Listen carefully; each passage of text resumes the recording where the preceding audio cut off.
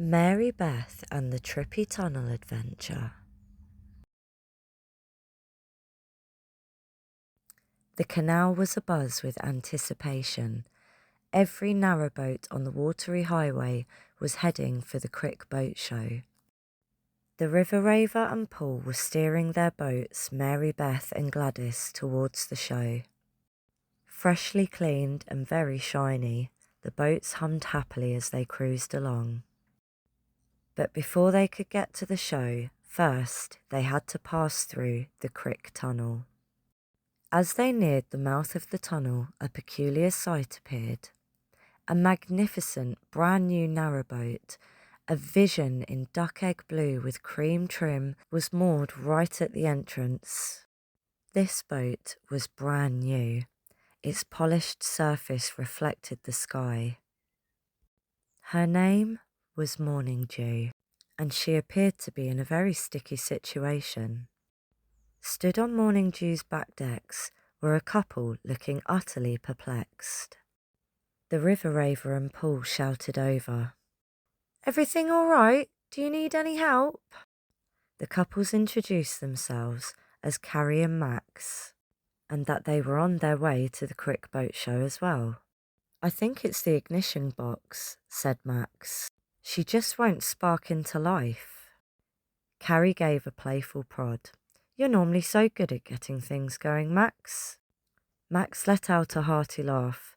"My dear, I'm a plumber, not an electrician. I'm good at sorting out the pipes." The RiverRaver and Paul laughed. "Let Paul have a look. I'm sure he'll be able to do something." But Morning Dew wouldn't start. "It's not a problem," said the RiverRaver. "We can easily tow you through to the nearest marina on the other side of the tunnel. Consider it sorted." MaryBeth, however, sensed something deeper than a mere spark shortage. She could almost feel Morning Dew vibrating with a palpable anxiety. This sleek modern vessel, for all its glossy perfection, was utterly petrified of its inaugural tunnel passage. "Hello, Morning Dew. What's got you so rudderless this morning?" "You look a little down in the bow," said MaryBeth. Morning Dew's voice came back as a nervous whisper as a shudder ran through her whole hull. "Oh, MaryBeth, Gladys, I've never done a tunnel before.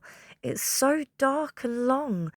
I'm scared of the dark, and I don't want to scratch my shiny new paintwork. I'm supposed to appear in the show." Gladys rumbled sympathetically, a thought shared only with her fellow vessels. "Don't fret, little boat. Our owners, the RiverRaver and Paul, well, they're proper trippy hippies, you see." "Yes," chimed in MaryBeth, "and with all the lights that they put on, it won't feel scary at all. We'll take you through the tunnel." "Oh, thank you ever so much. I'd be so grateful." "It's no worries at all," said MaryBeth. "You'll be too busy seeing the stars, you won't even think about the dark." With the plans set in place, the RiverRaver began to secure the tow ropes from MaryBeth's bow to Morning Dew's front, while Paul positioned Gladys at the back, ready to keep the new boat steady in the tunnel. As they busied themselves with the laborious task of securing the ropes, their backs were turned to the Morning Dew, and Max and Carrie's eyes aligned on a ceramic dish sitting innocently on MaryBeth's stern. On the dish lay a pile of what looked like very inviting, golden brown, delicious cookies. "Oh, look at those, Max," said Carrie. "Well, if they've left them out," replied Max, his eyes widening slightly. And without a moment of hesitation, they each took a large cookie and crunched. But these weren't any old cookies. These were the RiverRaver and Paul's infamous Scooby snacks, baked with very special ingredients. The couple were now about to embark on a very different kind of trip. With MaryBeth and Gladys either side, the Morning Dew secured snugly in the middle, the procession began its plunge into the tunnel's cavernous throat. The air grew damp, the gloom deepened, and the echoing drips of water created a rhythmic, hypnotic sound. Morning Dew gave a nervous whisper at first, and then a wondrous "wow" as the lights began to appear. "It's so dark. I've never been through anything like this before. But it's so sparkly. It's like a grand voyage into wonder." For Max and Carrie, though, the Scooby Snacks were now firmly in control. The tunnel, initially a source of dread, morphed into an otherworldly spectacle. The gentle chugging of MaryBeth's engine became a resonant hum, and the swirling lights above were no mere reflections, but instead a kaleidoscopic panorama unfolding before them. The solid brick walls now seemed to breathe and to undulate, appearing to close in and out, then recede, vividly shifting. Max, his jaws slack and his eyes wide, whispered to Carrie, "Carrie, are the walls breathing?" Carrie giggled uncontrollably. "Are those dancing gnomes on the ceiling? This is cosmic." The RiverRaver and Paul remained completely oblivious, focused on steering their respective boats, but Gladys and MaryBeth had noticed. "Hey, Morning Dew, take a look at Max and Carrie back there. They're a bit spaced, aren't they?"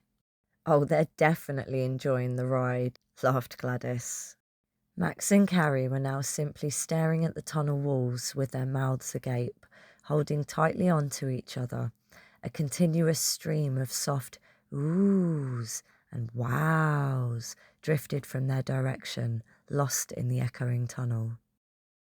Finally, the boats emerged from the tunnel's embrace, blinking into the bright afternoon light. Still high on their unique journey, Max, with a hopeful shrug, decided to turn the key in the ignition. To his and Carrie's utter astonishment, the Morning Dew's engine purred into life immediately, perfectly functioning in every way. "Well," said Max, "I'll be. Perhaps it was just a silly oversight, my dear. We must have simply just misplaced our senses." MaryBeth turned to Gladys. "If only they spoke boat, eh?" They would have known it wasn't wiring. The RiverRaver and Paul watched as Max and Carrie slowly disembarked from their boat to the bank, still a little dazed and mumbling some soft exclamations. "You two looked like you had fun in the tunnel. Did you happen to taste those cookies we left on the back of MaryBeth by any chance?" asked the RiverRaver. Max grinned sheepishly and nudged Carrie. Yes, actually. Just one each. They were quite delicious." A smile spread across Carrie's face. "Oh, yes, we did. They were splendid. Oh, the tunnel." The RiverRaver and Paul burst out laughing. "Those are our special cookies, with a special recipe, if you know what I mean. There are a few extra herbs in there, if you catch my drift," said Paul. "Oh, that's why the walls were breathing," said Max. The couple began to giggle uncontrollably. "Any chance of a couple for the road, then?" Max grinned. The couple made their way back to the boat and spent the rest of the afternoon dozing in the sunshine. The next morning, when everybody was a little fresher, they all made their way to the Crick Boat Show, and the Morning Dew made it just in time. Gleaming and shining, the Morning Dew not only took pride of place, but was awarded the coveted Best in Show ribbon.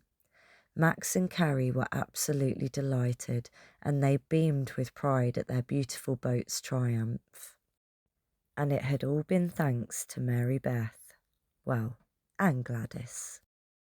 As the sun began to dip below the horizon, the sky was painted with a beautiful aurora.